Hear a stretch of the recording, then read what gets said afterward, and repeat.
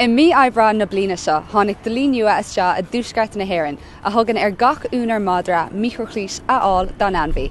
Ach céard go ddíochtá gceist le microclísú, agus céim fá go bhfuil sé I bhaim inis in seo. Fiosraíonn muid an scéal.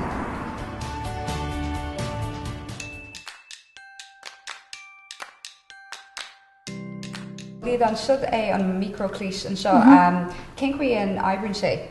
Well, an áireann stocha go trí chuid a bant leis an scanner a léon an ihreann ar thoise chuir seach sa bhadra got an gona agus an snóhead, tagan an snóhead mar seo le ihreann speisialta agus sin an ihreann bhegan sa madra sa deire. Sin chuig go bhfuil is acu cáhfuil an Sin é, agus á sonraí gach madra agus gachún éire có. Gortaíonn sé beáín is snóhead é a tháina seach sa faoin crechan. Mar sin gortaíonn sé stochan in adasáú a dhéanamh ach níléon gortú fátarm a chabant leis. Tá golóir frágracht a bant le madra bhagad dar nó catú a hartaíonn tréad le chun an stelaáid chun iad a chosint an áid galar agus mar sin de caffréir seo dhéanana uair sa bblion. An son catú bheith sásta madra harta siúil dar nó ní féidir dúrch madra thugann sa chuirdaín siúil atá stáúthe agus grá agus ord.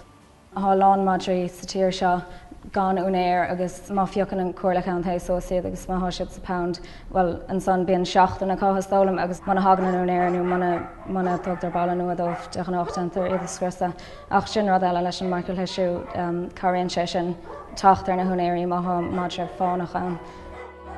An nura scriosú oscion 1,600 madra ar stré margheall nachrá éon bhaile acu, agus táthar ag súil go laiddóí an córas microclíseanna an líon ord seo.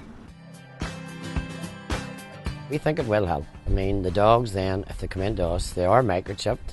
We will be able to scan the dog, contact the owner immediately, tell them we have their dog in the pound, would the police come and get their dog. If they don't wish to keep the dog or have it any longer, they would have to surrender the dog to us, and then we will look for a new home. Fuil áthar dúsgart na hÉireann tá sé sé an eisce do éirí éáilte an na madra tá sé muoinethe ige Dogs Trust cum an carnachta tá sé tréis microchips a hartamach go dtí tréad líana dúsgart na hÉireann agus is féidir éanamh sé an eisce. Go dtí dearna bliana an scéim seoach ag dearna bliana is dócha go méid costas féidir idir 50 agus 25 punt ar. Well, sin agah bhéh mar sin.